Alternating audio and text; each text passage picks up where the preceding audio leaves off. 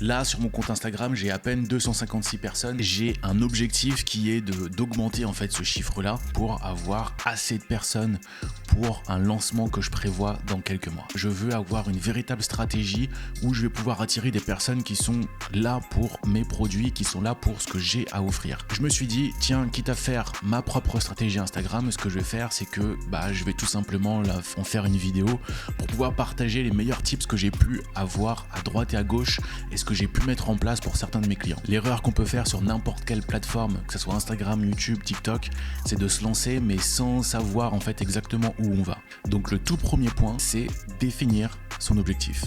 Ça, je pense que c'est vraiment l'élément essentiel qui manque à chaque fois quand on se lance sur une plateforme, c'est définir son objectif.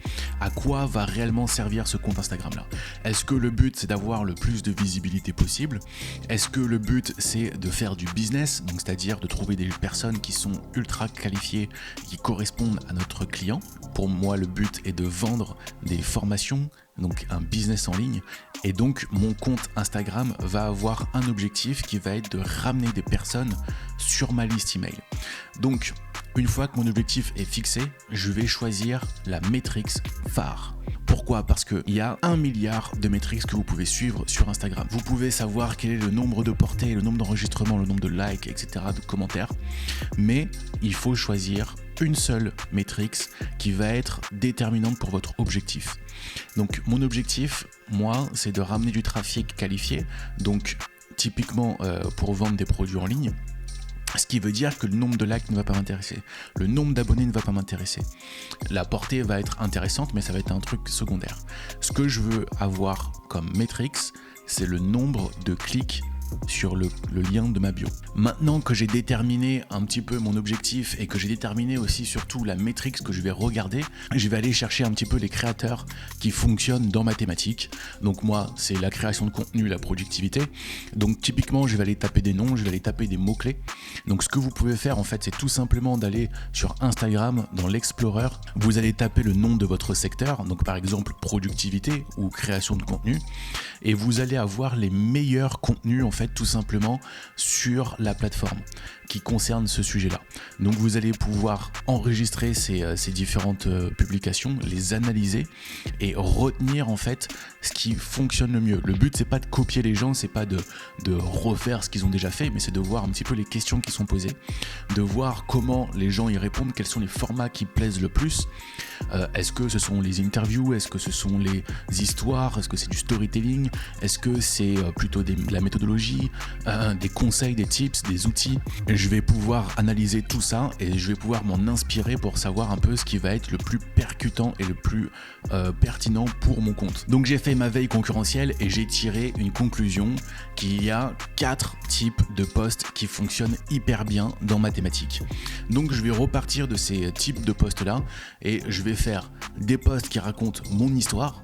Je vais faire des posts qui donnent des outils, je vais faire des posts qui donnent des méthodologies et je vais faire des posts dans lesquels je vais donner mon avis. Alors, mon histoire, ça va être tout simplement pour que les gens puissent me découvrir, savoir qui je suis et puis installer une relation de confiance.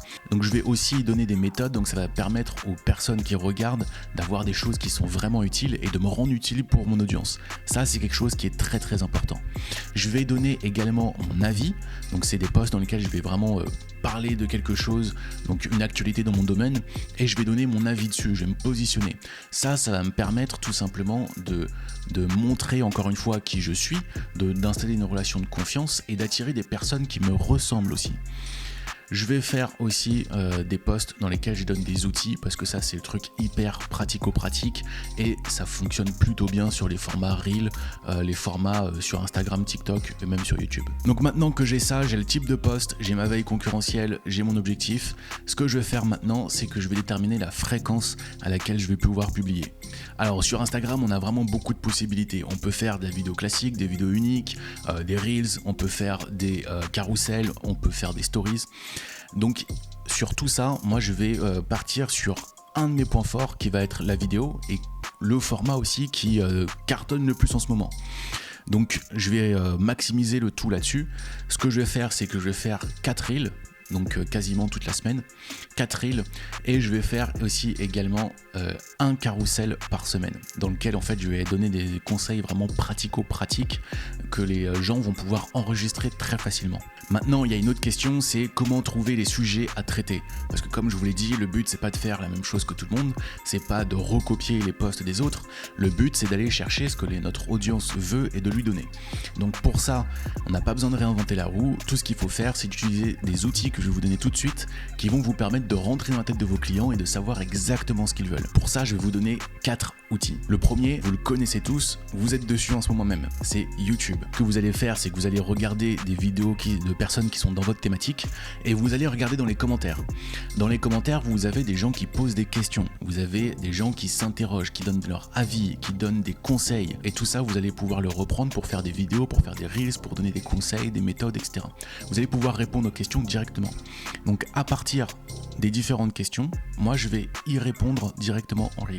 Je vais aussi pouvoir regarder sur un site qui s'appelle Answer de Public et en fait le principe ça va être le même, je vais taper des mots-clés, lui il va me cartographier toutes les recherches, tout ce que les gens se demandent tout simplement sur cette thématique-là. Vous avez également Quora, qui est une espèce de forum sur lequel vous allez pouvoir aussi trouver des personnes qui vont poser des questions sur une thématique donnée. Donc ça, tout ça, ce sont des choses qui sont intéressantes. Je vais pouvoir à chaque fois prendre les différentes questions qui sont posées et en faire des reels ou en faire des carousels. C'est là que je vais trouver mes sujets. En fait, ça me permet d'avoir une relation directement avec des prospects, des gens qui sont intéressés, mais même si moi je n'ai pas de base tout de suite en fait.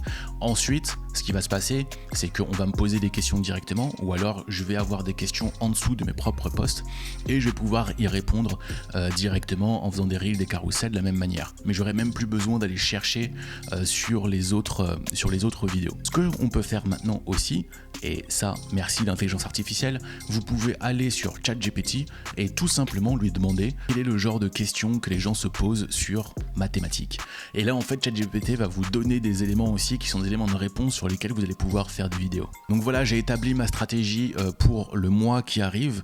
Je vais pouvoir la réviser au bout de 1 mois. Ce que je vous propose, c'est qu'on se donne rendez-vous à ce moment-là aussi, comme ça je vais pouvoir faire une vidéo où je vais faire un retour tout simplement sur ce que je vais faire. Et surtout, maintenant il va falloir l'exécuter et donc ça je vous invite à regarder la vidéo qui suit parce que là-dedans je vais vous montrer un petit peu comment je vais créer le contenu, comment je vais le programmer, comment je vais pouvoir tout simplement m'organiser dans ma création de contenu. Donc si ça vous intéresse, je vous laisse cliquer sur la vidéo qui arrive et on se dit à tout de suite.